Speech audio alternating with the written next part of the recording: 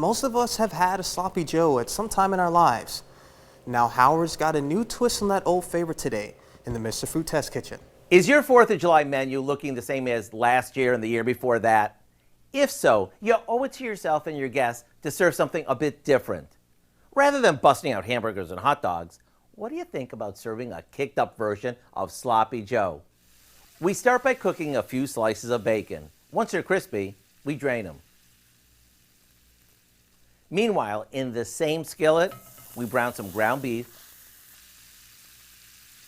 along with a chopped onion. Sautéing the meat and onions in the bacon drippings gives this lots of flavor. Now we add in the bacon that we've crumbled, along with some barbecue sauce and a little salt and pepper.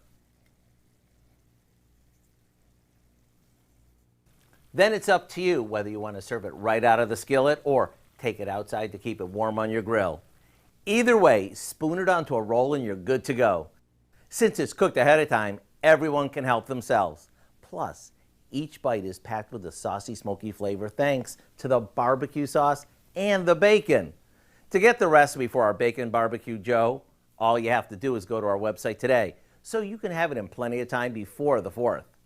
I'm Howard in the Mr. Food Test Kitchen, where today we found a sloppy good way for you to say, ooh, it's so good. You can find this recipe along with a lot more good food from the Mr. Food Test Kitchen. Just go to our website.